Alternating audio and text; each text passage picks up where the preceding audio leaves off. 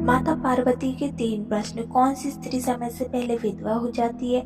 और ऐसी कौन सी स्त्री है जिसके जीवन में कभी सुख नसीब नहीं होता? और ऐसी कौन सी चीजें जो पत्नी पति के मांगने पर भी नहीं देती? दोस्तों, एक बार की बात है, भगवान शिव कैलाश पर्वत पर बैठे हुए थे।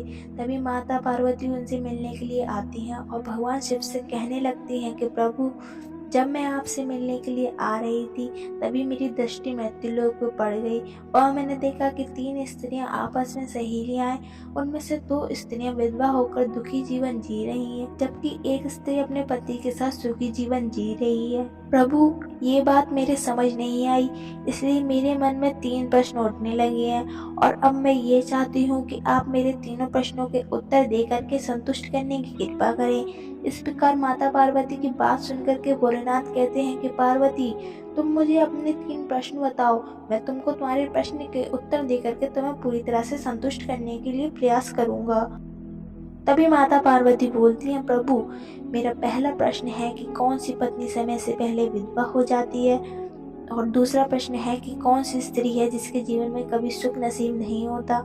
और तीसरा प्रश्न है कि ऐसी कौन सी चीज है जो पत्नी अपने पति के मांगने पर भी नहीं दी? भोलेनाथ ने तीनों प्रश्नों को सुन करके पार्वती से कहा कि पार्वती, तुम उन तीनों स्त्रियों की बात कर रही हो जिसमें से 2 विधवा होकर अपना दुखी जीवन जी रही हैं और एक अपने पति के साथ सुखी जीवन जी रही है।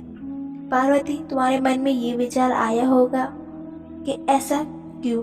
ऐसा मैं तुमसे कहानी के माध्यम से बताऊंगा, लेकिन ये कहानी तुम्हें पूरी सुननी पड़ेगी, आधा अधूरा ज्ञान तुम्हें संकट में डाल सकता है। भगवान शिव बोलते हैं, सबसे पहले मैं तुम्हें उस स्त्री की कहानी सुनाता हूँ जो सुहागन बन के सुखी जीवन जी रही है।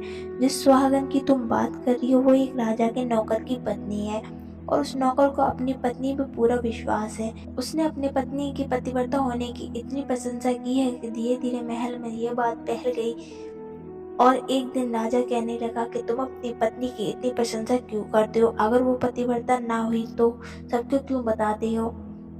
उसी समय मंत्री बोला, अगर तेरी पत्नी पतिव्रता है, अगर मैं उसका पतिव्रता धर्म खंडित कर दूं तो तुझे कौन सी सजा मिलनी चाहिए?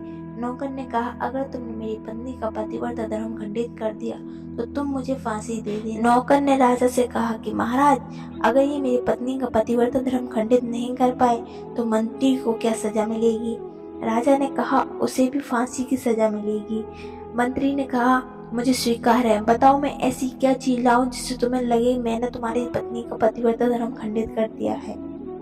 नौकर ने कहा, अगर ऐसा है तो मेरी शादी का पटका और कटार ला दो जो हमारी शादी का है, मेरी पत्नी ने बहुत संभाल के रखा है।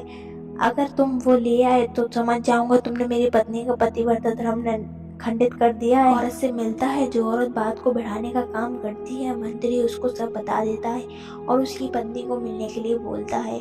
वो औरत बोलती है, उसे तो तू छोड़ दे, वो पूरी तरह से पतिव्रता है, वो तेरी तरफ देखेगी भी नहीं, यहाँ तक कि वो बात तो दूर।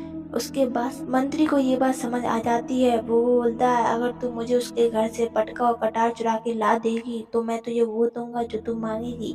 वो मान जाती है। वो उसके घर नौकर की बुआ बन के गई। नौकर की पत्नी ने उसे काफी सम्मान भी दिया। वो उसके घर 2-3 दिन रही। उसके बाद एक दिन नौकर की पत्नी नहा रही थी। वो औरत उसकी कमर मसलने के बहाने उसके पास चली गई और उसके झांग के पास का तिल देख लिया। उसके बाद नौकर की पत्नी नहाने के बाद किचन में खाना बनाने गई, तब उस औरत ने पटका और कटार भी चुरा लिया। उसके बाद वो भाग गई और मंत्री को बता दिया तिल के बारे में और पटका और कटार भी दे दिया। उसके बाद मंत्री राजा के पास गया और उसने सबको दिखा दिया पटका और कटार। फिर नौकर ने कहा, मेरी पत्नी ने पतिव्रता धर्म नष्ट कर दिया है। राजा ने 15 दिन बाद फांसी की सजा सुनाई। नौकर ने अपनी आखिरी इच्छा अपनी पत्नी से मिलने की। राजा ने उसे आज्ञा दे दी। उसके बाद अपनी पत्नी से मिलने गया और उसने अपनी पत्नी से कहा, तुमने मेरा विश्वास तोड़ दिया। मैंने राजा के सामने शर्त लगाई और मुझे अब फांसी की सजा मिलेगी। उसकी पत्नी ने उसे सब कुछ सच बताया, लेकिन नौकर की अपनी पत्नी पर भरोसा नहीं किया। राजा के पास चला गया और उसे जेल में डाल दिया।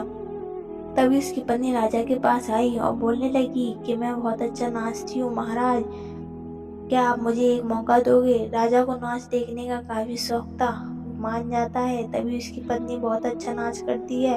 राजा प्रसन्न होता है और कहता है बोलो तुम्हें क्या चाहिए। वो बोलती है महाराज आपके महल में एक चोर है जिसने मेरा सामान चुराया है, उसे आप फांसी की सजा दे दें। महाराज बोलते हैं कौन है वो मुझे बताओ। वो बोलती है महाराज मंत्री, इसने मेरा सामान चुराया है। मंत्री बोलता है महाराज मैंने नहीं चुराया, मैं तो इसे जानता तक भी नहीं और कभी देखा तक भी नहीं। नौकर की पत्नी बोलती है महाराज इसने ही मेरा पटका और कटार चुराया है। फिर नौकर की पत्नी ने सब सच बताया और कहा कि इसने धोखा देकर के मेरी चीज चुरा ली।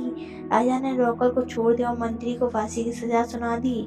नौकर की पत्नी ने राजा से कहा कि महाराज मैं अपने पति से बहुत प्रेम करती हूँ, मैं उनका कभी नाम तक नहीं लेती।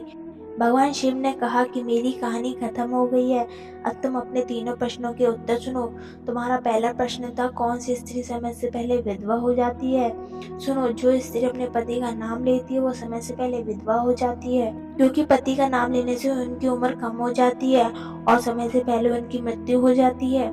यही कारण है कि तुम उन तीनों की बात कर रही थी। उनमें से एक पतिव्रता थी जो शादीशुदा थी, अपने पति का मुख से नाम भी नहीं लेती थी, जिसकी वजह से वो सुखी जीवन जी रही थी। ऐसे ही वो दोनों अपने पति का हमेशा नाम लेती थी, इसलिए उनके पति के समय से पहले मृत्यु हो गई, इसलिए वो दोनों समय से पहले विधवा हो गई हैं। इसलिए कभी भी पत्नी को अपने पति का नाम नहीं लेना चाहिए। तुम्हारा दूसरा प्रश्न तो कौन सी स्त्री हमेशा दुखी जीवन जीती है। ऐसी स्त्री अपने पति के बिना, मर्जी के बिना, उनसे कुछ पूछे कहीं भी चली जाती है, उनके जीवन में कभी खुशी नहीं आती, इसलिए वो दुखी रहती है। भगवान शिव कहते हैं पार्वती तुम्हारा तीसरा प्रश्न था कौन सी चीज है जो अपने पति के मांगने पर भी पत्नी नहीं देती। तो वो चीज है गाली, क्योंकि एक चरित्रवान औरत कभी भी अपने पति को गाली नहीं देती। जो स्त्री गाली देती है वो कभी सुखी नहीं रहती, उन्हें कभी अपने पति का प्यार नहीं मिलता और उनके जीवन में कभी खुशियां नहीं आती और वो समय से पहले विधवा हो जाती हैं। इसे सुनकर के माता पार्वती तीनों प्रश्नों का उत्तर सुनकर संतुष्ट हो गई और बोली सच में जो औरत चरित्रवान होती है उसके घर में लक्ष्मी का वास रहता है और उसके घर में खुशियों का भंडार रहता है और उनका घर धन धान्य से भरा रहता है और वो स्वर्ग जैसा रहता है। ऐसी स्त्रियों के घर में कभी दुख दरिद्रता नहीं आती और उस घर का कल्याण हो जाता है। दोस्तों, इसलिए ही कहते हैं पत्नी को अपने पति की हर आज्ञा का पालन करना चाहिए। दोस्तों, ऐसी और जानकारी पाने के लिए चैनल को सब्सक्राइब जरूर करें।